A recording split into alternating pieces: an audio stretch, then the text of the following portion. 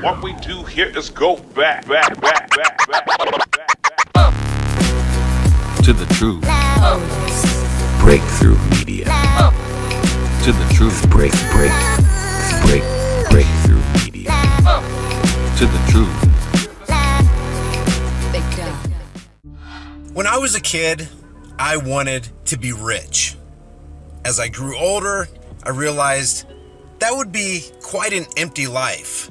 It would be almost a curse to be rich, because the people that surrounded you, you would never really know what their motives were. Are they with you because they love your character, they like who you are, they like what's inside of you, or are they just there because you got stuff? Now, I also realize that in this day and age, a lot of other people who are adults still want to be rich. And if this weren't so, you wouldn't have the popularity of lotteries or casinos. I mean, people flock to these. And then you look at the statistics and you realize that, man, a lot of these people within 5 years, they're broke, they're strung out on drugs, they're depressed. Some of them aren't even alive anymore. They've killed themselves with drugs. So, in a sense, having a lot of money is kind of a curse, because you fill your life with empty things and empty people are surrounding you, and it's a horrible situation. It's depressing. And I was thinking, if I ever was rich, what would happen if you just sold your house, your big house, you just sold it, and you got rid of all your fine cars, and you got just kind of an old clunker that got you from A to B, and you just waited, and you watched to see who would stick around, who really loved you for you, and not because you had all this stuff. Because I think sometimes people with a lot of money create an echo chamber. They like to hear the accolades. They like to hear people say that they're something that they really aren't. It's just this big illusion. Having a YouTube channel is kind of the same thing. You can actually create an echo chamber. You can try to please people, and you try to go out of your way and create content that is not going to hurt somebody's feelings. Well, I conducted a covert test yesterday with the video that I put out with the 25 Super Bowl facts, or whatever I titled it. Because we all know that YouTube censors channels. We all know YouTube shadow bans channels. But I wanted to find out, and they demonetize channels. Mine is, for the most part, a demonetized channel. I've shown you guys the stats. Not advertiser friendly. Demonetized.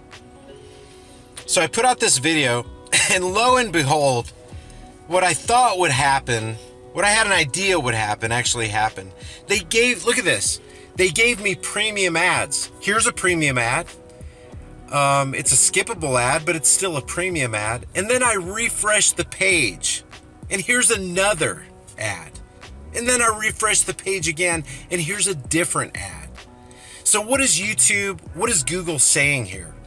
They're saying, we will reward you, content creators, if you produce content that is meaningless.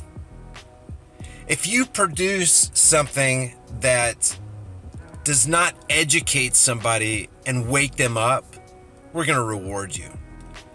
But we're going to penalize you if you create content that comes out against the Federal Reserve or the IRS or some beloved political candidate.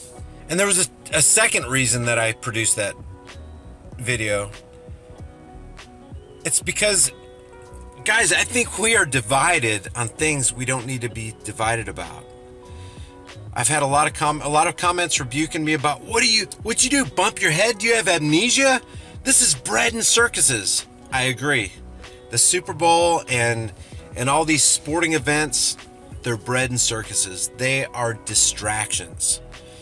A lot of people said, in my posted comment, I told you why, in the very last paragraph, why I put this out there to test YouTube and see what was going to happen. And in the first part, I told you that you can use the Super Bowl as a catalyst to get together with friends and family or whatever. Catalyst to get together with friends and family. Hunting, fishing, that's a catalyst to get together with friends and family. Now, to you, I would say, now somebody else could come along and go, I can't be friends with that person because hunting and fishing, you're murdering animals. There's always somebody that's going to come along and look for a reason to break off from you, to create another division. I recorded, it was either an intro or an outro for one of my videos with my girlfriend, and it was a cold day, so we went inside Walmart so that we could record without freezing our fingers off. Because man, when you're holding a camera like this and you're outside and you don't have gloves on, your fingers get really cold. So we're in Walmart recording. I don't even know how many people. Walmart is the enemy. They're subsidized by the government. Yeah, I guess I could have gone to somewhere else, but Walmart's 24 hours a day, 7 days a week. So when it's 1 o'clock in the morning, nobody else is open. Wanted to look for I could have recorded in my house, but it was a different atmosphere, something different, breaking things up. So my point is, we can always criticize somebody for something. Real quick, we all know the story about David and Goliath, right? So we all know that God could have easily used another giant to knock out Goliath. The problem with that is that it's so believable that one giant can knock out another giant that we would have given credit to that giant and not to God. So what does God do? He uses the smallest, least likely person to slay this big giant so that when you see it, you know that it must have been God, because it couldn't have been this little dude. Therefore, we give glory to God and not the person he chose to work through in this instance. So 2 things. 1, know that God uses the smallest people to accomplish the biggest things. But 2, always acknowledge and give him the glory he deserves. When you tell your success story, don't flex and say, yeah, I did it, I slayed the giant, I'm the man. Remember where your strength comes from, so that people, when they hear your story, they go seeking him and not you. Real talk. God bless you.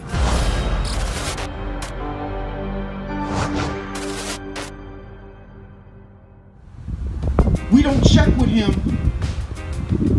as if we remember the fact that we need to be checking with him. That's why the Bible also says that our heart is deceitfully wicked and it desires to do evil continuously. We have to understand the condition of our flesh. Your flesh never at any point is okay with nor has any desire to please God whatsoever. Now, for those of us who are born again, yes, our spirit, the spirit of life that God breathed inside of us, that desires to please God. And now it is at war with this flesh. But the flesh is not going to commit suicide. Your flesh is not just going to, you're not going to wake up and just your flesh ain't active. That's why God has commanded us that we have to put it to death. It's not going to kill itself. Matter of fact, especially in the world that we live in now, how is it going to die when we feed it so well? Our flesh be eating good nowadays.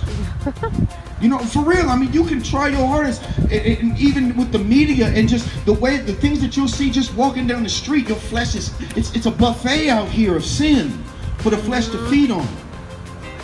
So we got to guard our heart, we got to guard our mind, we got to guard our eyes. And for a long time, I didn't understand these things.